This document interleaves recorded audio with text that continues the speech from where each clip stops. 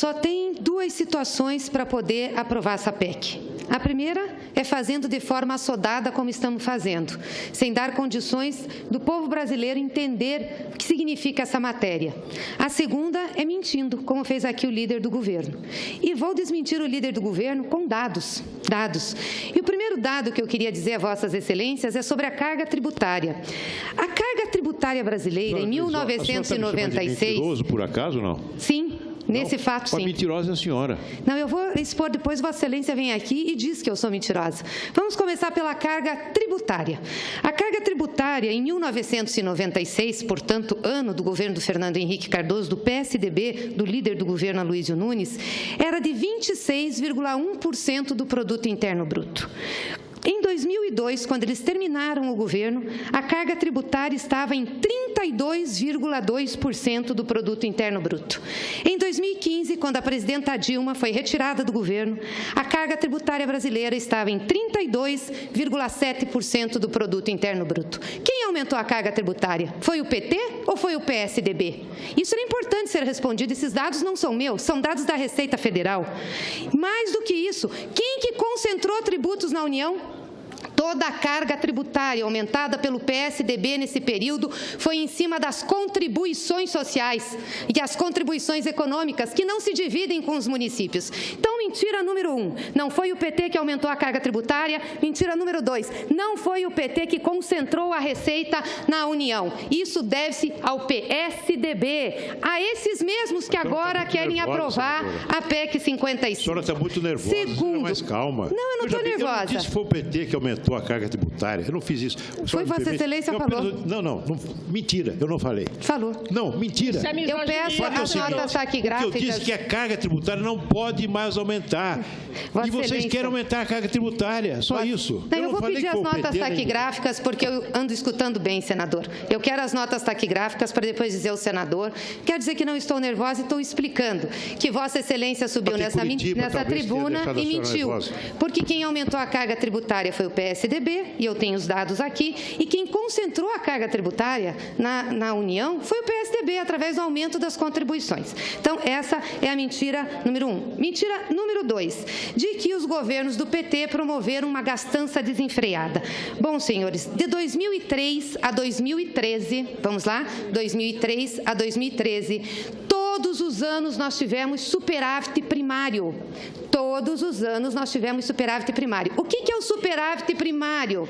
O superávit primário é o teu total de receitas menos as tuas despesas não financeiras. É a economia que a gente faz para pagar a taxa de juros. E durante esses 10 anos consecutivos, nós fizemos primário. Nós começamos a ter déficit em 14 e em 15. Em 14, um déficit pequeno, em 15, um déficit um pouco maior. Aí eu vou explicar por conta da crise econômica, da recessão e da queda da receita. Mas subir nessa tribuna e dizer que o Partido dos Trabalhadores promoveu uma gastança sem limites é mentira. É mentira. Os dados estão aqui. Me diga onde nós fizemos déficit nesses 10 anos de governo do PT. Fizemos superávit primário nesses 10 anos e por isso conseguimos pagar o juro e diminuir a dívida. Mentira número 3, que a dívida pública está explosiva, sofreu uma explosão, está descontrolada e que foi o PT que aumentou. Não é verdade. No período do governo do PSDB, do Fernando Henrique, a dívida pública brasileira subiu 752%. 752%.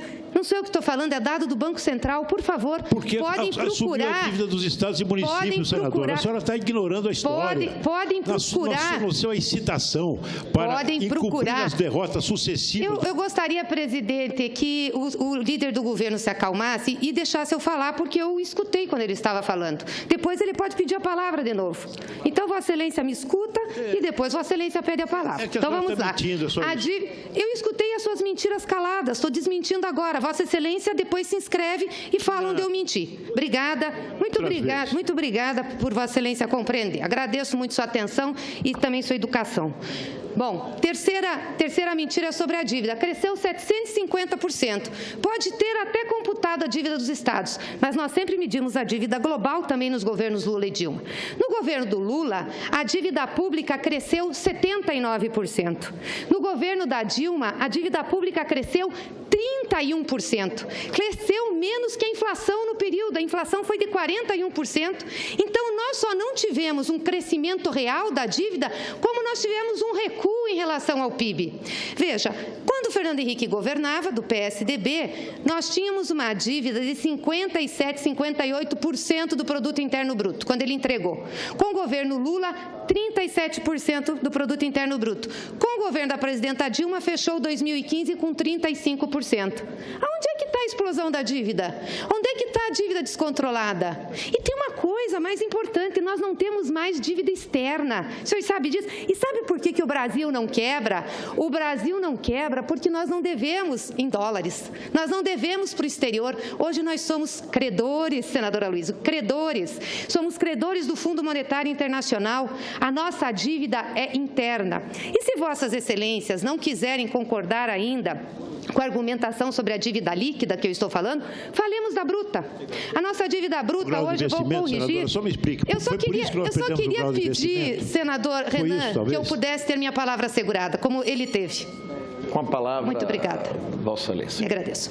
A nossa dívida bruta, que na década de 90 era de 76%, hoje está 72%, não 70%. Está 72%, quero corrigir o senador que falou aqui, até porque são dados do Banco Central. 72% a nossa dívida bruta. Agora, é importante lembrar que quando ela tinha 76%, lá atrás, ela não tinha reservas e não tinha recursos colocados no Banco Nacional de Desenvolvimento Econômico e Social. O que eu quero dizer com isso? Que a dívida bruta hoje tem que levar em consideração os ativos. Nós temos 350 bilhões de reservas internacionais, senador Renan. Isso é computado dentro da dívida bruta, mas é um ativo. Assim como o dinheiro que nós temos, mais de 400 bilhões no BNDES, é um ativo. Tanto que vocês estão querendo que o BNDES devolva 100 bilhões agora, já para o Tesouro. Então, nós temos que retirar. Portanto, a dívida bruta não é esse bicho-papão que vocês estão falando. Aliás, nunca mediram o nosso endividamento pela dívida bruta. Passaram a medir agora que ela cresceu. E eu vou dizer uma outra coisa para vocês. Sabe por que a dívida bruta é grande? Por causa das reservas internacionais, principalmente. Porque nós temos que bancar reservas em dólares, recebemos por essas reservas que são aplicadas no exterior o juro externo, praticamente o juro americano, que é abaixo de 1%.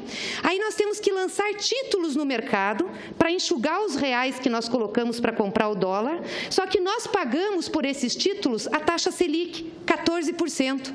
A diferença de taxas de juro é que dá um impacto enorme na dívida e a variação cambial. Então, não dá para dizer que a dívida pública, a bruta, a líquida, seja o que for, é decorrente de gasto primário. É mentira para o povo brasileiro. Vocês não podem mentir, porque essa dívida não é decorrente de gasto primário, não é decorrente de investimento na educação, não é decorrente de investimento na saúde, não é decorrente de investimentos na assistência social. Uma parte, senadora. Eu queria assegurar minha palavra, senador Renan. Sim, a hora que o senhor já falou, a hora que eu puder eu lhe concedo, eu vou terminar meu raciocínio.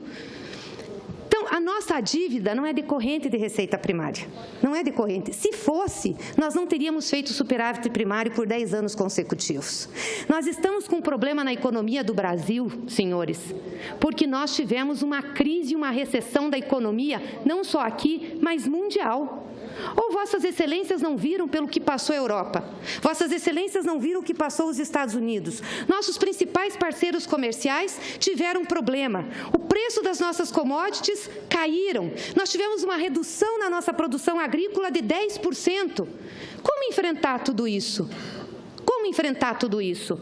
E aí, por ser uma crise conjuntural, nós estamos colocando medidas estruturais para cortar no orçamento fiscal programas importantes para a nossa população, para dizer que nós queremos equilibrar a dívida. A nossa dívida é equilibrada, a nossa dívida é decrescente em relação ao produto interno bruto. O que é problema são os nossos juros. E vamos lembrar aqui que o drama da presidenta Dilma, a sua queda, começou quando ela enfrentou taxas de juros, que nós chegamos a ter nesse país 7,25%. Aliás, a média das taxas de juros no governo do PSDB foram de 27%, no governo do PT, 14%, no do Lula e de 10% no da Dilma. Então, aonde que está que as taxas de juros foram maiores no governo do PT? Aonde que está, por exemplo, que a inflação foi maior? A inflação de Fernando Henrique foi de 9,2% ao ano de média, a do Lula de 5,8% e a de Dilma de 7%. Onde é que está o descontrole? Será que não é possível que a gente analise a conjuntura econômica pelo que ela está apresentando? Pela crise internacional que nós temos, pela quebra de um banco americano que fez os Estados Unidos, ao invés de colocar em política social, salvar o seu sistema financeiro e apostou em gastar mais para levantar a economia americana? Porque se eles não fizessem uma política expansionista, não tinham emprego. Olha o que aconteceu com a Europa na contramão.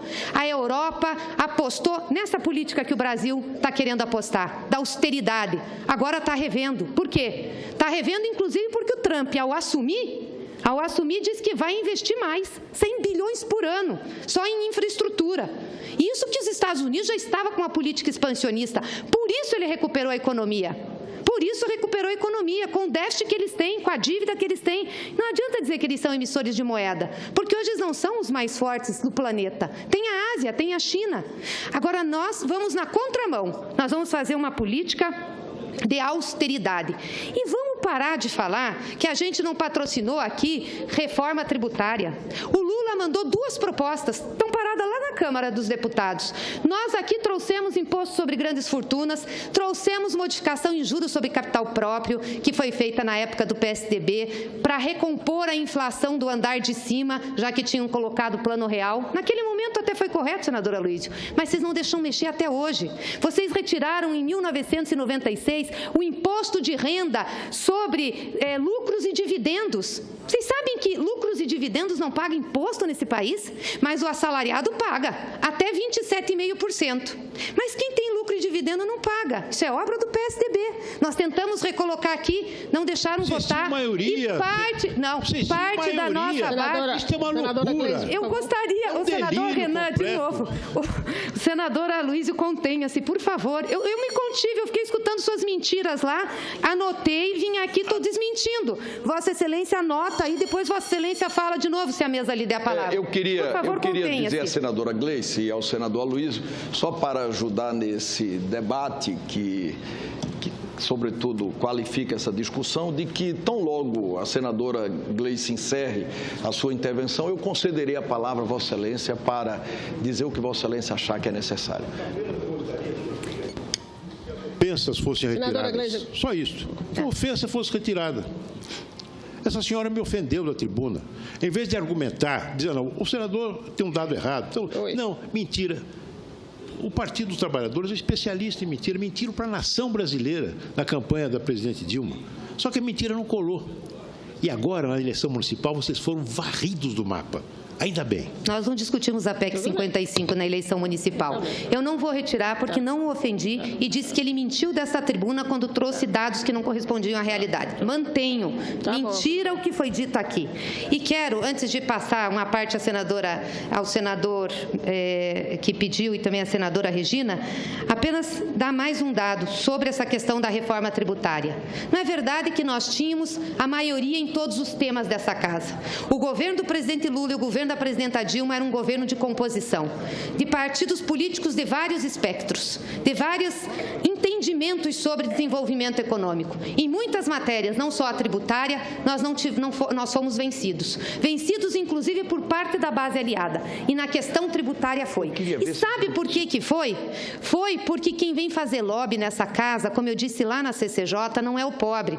Foi porque a FEBRABAN veio para cá e não deixou nós votarmos a alteração liberação de juros sobre capital próprio, porque isso dava problema para eles. Não deixou nós colocarmos de novo o imposto de renda sobre lucros e dividendos. A Febraban veio aqui, a Fiesp do Pato Amarelo veio aqui. Esse pessoal que entra aqui e faz lobby. Porque o que ganha salário mínimo, que vai ser prejudicado agora com a PEC, porque vai congelar os gastos e vai diminuir, então não vai dar para aumentar o salário mínimo de maneira real para os aposentados e pensionistas, esse não consegue chegar em Brasília. Então esse, como é uma estatística aos olhos de quem aqui decide, é muito mais fácil aprovar uma PEC como essa. Então precisa ter coragem, sim, para mexer no sistema tributário brasileiro. Nós tivemos para propor e para discutir. Parte da base aliada não quis e a oposição menos ainda, porque defendia com unhas e dentes esse setor. E taxa de juros que ninguém quer mexer. Como é que pode uma taxa de juros real no Brasil de 6,8%? A segunda taxa de juros reais no mundo é da União Soviética, 2,8%, quase a metade. Mas isso não mexe. Agora o Banco Central está dizendo que vai manter a taxa de juros, porque se o Trump, nos Estados Unidos, subir um pouco a taxa básica de juros deles, nós vamos ter o capital que está aqui externo, muito aplicado em títulos, voando para lá. Veja, nós estamos numa recessão e vamos manter uma taxa de juros de 14% na Selic, enquanto a Europa, enquanto os Estados Unidos têm juro negativo. Olha que coisa absurda, mas sobre isso não se fala. Quando a presidenta Dilma fez um enfrentamento a isso, foi crítica de todos os setores, inclusive de parte do setor produtivo desse país, que se acostumou a ganhar no setor financeiro e recompor seus lucros também por aí. Eu concedo uma parte ao senador Ataídes, peço que seja objetivo, porque é o meu tempo, e depois a senadora Regina. Vou ser bastante objetivo, senadora Gleice. Vossa Excelência estava me corrigindo com relação ao 70,1 da dívida, dizendo que é 72, só que Vossa Excelência não escutou eu dizendo ao senador Aloysio que era com referência a agosto de 2017. 17? Desculpa, perdão, 16. Senadora, Vossa Excelência é presidente da Comissão de Assuntos Econômicos. Evidentemente que tem por obrigação de conhecer da nossa economia e dos nossos números. Eu gostaria que, quando Vossa Excelência falou do pagamento da dívida ao FMI em 2003, foi a pior coisa que o Luiz Inácio Lula da Silva pôde fazer.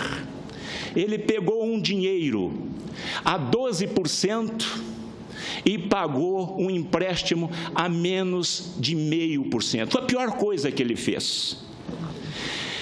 Eu gostaria de fazer duas perguntinhas a Vossa Excelência. Qual é o valor hoje das nossas reservas cambiais, que Vossa Excelência disse há poucos minutos? E também com relação à dívida hoje, qual é o valor da nossa dívida bruta hoje, interna e externa? Vossa Excelência poderia me responder, primeiro, qual é a nossa reserva cambial que nós temos hoje no Brasil? E Vossa Excelência disse que o Brasil hoje não tem dívida externa.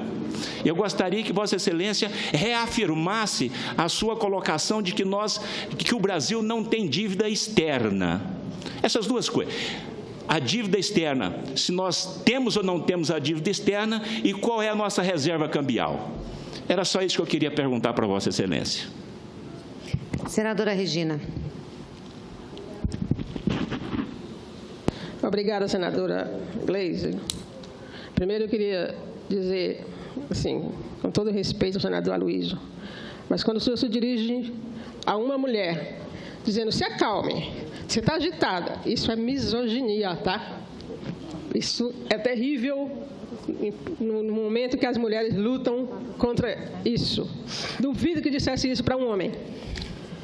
Dizer também que quando pagar o FMI... Já disse tantas vezes, e até mais duramente. Dizer também que pagar o FMI evitou que ele ficasse dando pitaco aqui na política brasileira, ditando as regras, que, aliás, está começando a voltar. Mas eu queria falar para a senhora o seguinte, a grande questão dessa PEC aqui é que o governo está perdendo o debate na rua, na sociedade, principalmente com o povão, porque só fala a linguagem técnica, só fala para os técnicos, para os intelectuais, para os banqueiros, mas não fala para o povo. né? E aí o povo está entendendo melhor, os estudantes estão entendendo melhor. Apesar do presidente da República dizer que os estudantes não sabem o que é PEC, eles sabem muito bem. Souberam, inclusive, combinar a MP 746 com a PEC, o prejuízo que ela causa. Dizer assim, que é fácil ficar falando números, esses argumentos todos. Agora, diz para o povo, como é que vai explicar para o povo que ele vai viver 20 anos a nível de 2016? Porque corrigir pela inflação é só isso. Todo ano corrige e você volta ao nível do ano anterior. Então, explica para o povo, por exemplo, numa linguagem simples, como eu expliquei para os trabalhadores rurais um dia desse, numa palestra. É como se você tivesse R$100, seu salário de R$100, comprasse um saco de feijão este ano. No ano que vem, seu salário é corrigido, mas você vai continuar comprando só o saco de feijão, né? E vai ser assim durante muitos anos, um saco de feijão. E aí a gente pergunta...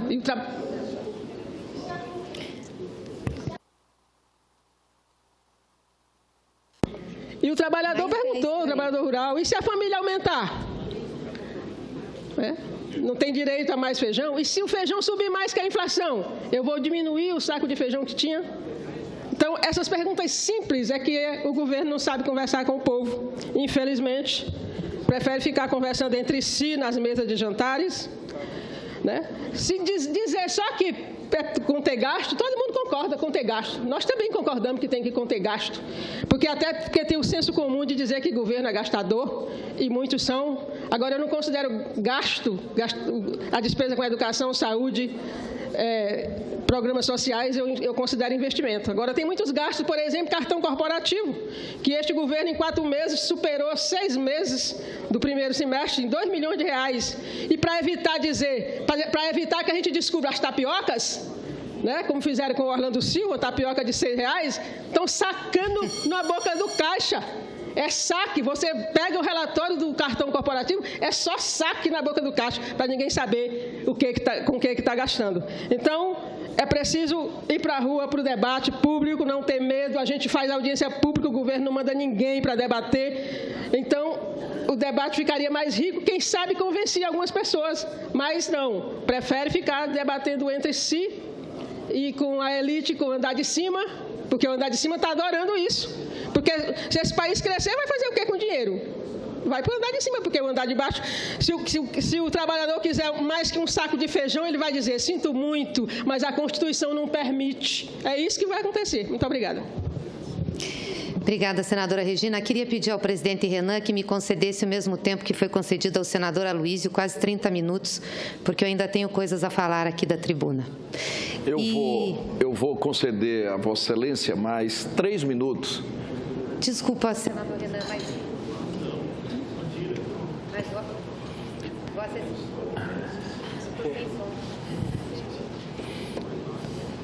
Desculpa, senador Renan, mas Vossa Excelência colocou 20 minutos para o senador Aloísio e depois mais 11.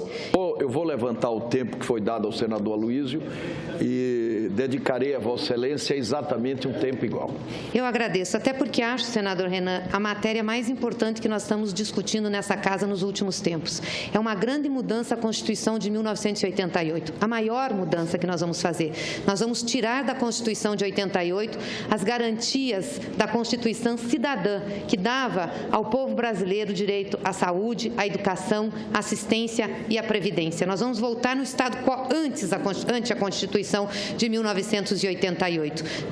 Doutor Ulisses, se aqui estivesse, com certeza estaria estarrecido em relação a isso. Vou aqui colocar as questões que me foram perguntadas. Quero iniciar pela senadora Regina, que fez uma parte muito interessante. Nós fizemos várias audiências públicas nessa casa, várias, na CAI, convocamos o governo, chamamos os senadores, ninguém foi lá debater conosco. Apenas uma vez nós tivemos a presença do doutor Mansueto. Todas as outras audiências, as outras 5 audiências que nós fizemos, o governo não foi. O líder do governo não foi. Os senadores da base governista não foram para fazer o contraponto. Essa PEC chegou aqui no dia 26/10. É a primeira vez que eu vi o líder do governo subir na tribuna para defendê-la, porque ela é muito difícil de defender, porque ela vai contra os interesses da população. Então, Isso é que está deixando claro para o povo que não se quer discutir. Vem aqui e diz, mas o povo quer essa PEC da austeridade. Se quer, eu faço um desafio. Vamos fazer o referendo. Vamos fazer o referendo. Se o povo quer, vamos fazer o referendo. Até porque essa PEC só vai valer para 2018, porque as regras da PEC já estão na Lei de Diretrizes Orçamentárias para 17. Então, se nós não aprovarmos essa PEC esse ano, essas regras que nós estamos discutindo aqui já estão válidas porque a Lei de Diretrizes Orçamentárias traz. Então, por que não consultar o povo, já que há tanta certeza aqui de que o povo brasileiro é a favor? Vamos fazer o referendo. Vamos fazer o referendo e colocar para o povo discutir. Ele que diga quem vai pagar essa conta. Ele que diga, se o povo brasileiro disser, não, eu quero pagar a conta assim, abrindo mão de saúde pública, abrindo mão de educação, da previdência, da assistência, sem problema. Aí está referendado pelo povo. Mas de forma ilegítima, como está sendo feito, não pode. E não adianta vir com essa conversa de que as eleições municipais repeliram o PT. A PEC 55 não estava em discussão nas eleições municipais. Nós fizemos a discussão sobre política econômica em 2014, não agora, em 2016. Então, não passou pelo crivo das urnas isso que está querendo se colocar para o povo brasileiro, esse remédio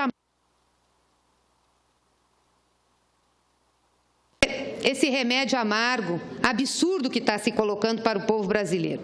E aqui, em relação à dívida, que tanto o senador quer saber, ele tem os dados, mas eu acho que é importante dizer e pedir para que me pegassem os dados extremamente atualizados, então eu vou falar aqui de dado de setembro. Nós tínhamos uma dívida líquida do setor público de 2.571 bilhões em julho e passou para setembro 2.699 bilhões de reais. Nós não temos dívida externa, nossa dívida imobiliária interna, porque quando nós temos reserva, nós passamos a ser credores. E por que foi importante pagar o Fundo Monetário Internacional e ter reservas? Para a gente ter credibilidade e investimento externo. O Brasil tem muito investimento externo, sim. Nós já chegamos a ter 67%, 68% de investimento no nosso produto interno bruto. Isso nos ajudou a fazer programas importantes, principalmente na área de infraestrutura. Nós mudamos a nossa relação comercial com o mundo, aproveitamos sim que o mundo ia bem, e quando o mundo foi mal, em 2008, 2009, que estourou a crise financeira americana, nós aqui fizemos uma política contracíclica com o presidente Lula, uma política que deu condições de investir.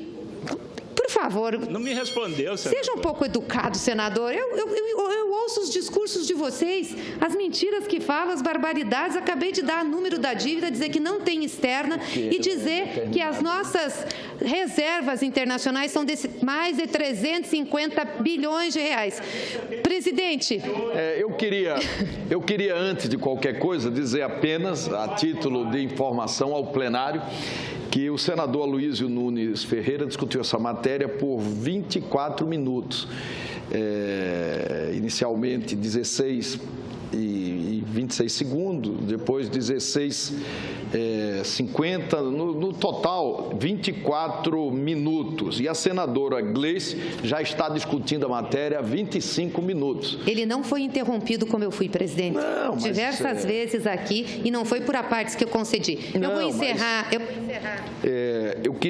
Eu queria absolutamente que Vossa Excelência ficasse à vontade. Eu não vou aqui exigir mais 1 minuto, 2 minutos. Eu concordo que essa discussão é uma discussão muito importante, transcendental. Portanto, a palavra Vossa Excelência para que possa arrematar o raciocínio. Eu vou encerrar porque os colegas já estão ansiosos que querem rebater aqui os meus dados.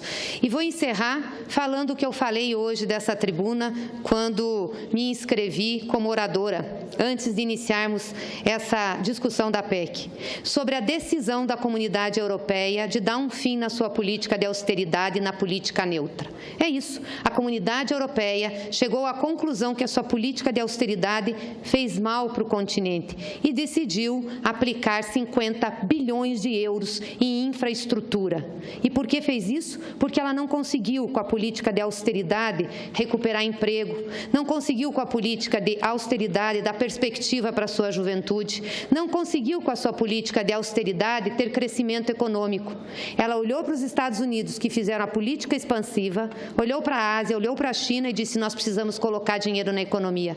Sabe por quê, senador Armando Monteiro, Vossa Excelência, que é da área empresarial? Quando você não tem confiança na economia, e é o que nós não temos, e diga-se de passagem, disseram os algozes da presidenta Dilma que se atirassem do governo teríamos confiança e a fada mágica, a fada da confiança faria magia e nós cresceríamos. Não aconteceu?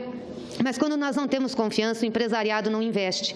Aí nós entramos em crise, temos desemprego, as famílias não consomem. Se o governo não gastar, não investir, não consumir, quem vai colocar dinheiro na economia? E eu pergunto a Vossa Excelência, como é que a gente melhora um ciclo de crescimento econômico sem dinheiro circulando? O presidente Lula dizia uma coisa: é melhor colocar um salário mínimo na mão de um pobre do que colocar 1 bilhão de investimento no setor financeiro, porque o salário mínimo na mão do pobre vai sustentar o comércio, vai sustentar os serviços da cidade do interior, vai melhorar a qualidade de vida e vai fazer a economia prosperar. O 1 milhão colocado no investimento do setor financeiro vai ficar rendendo papéis pelo mundo afora. Portanto, nós temos responsabilidade com o povo brasileiro de falar a verdade e de mostrar que essa PEC só trará dor e crueldade. Muito obrigada, senhor presidente.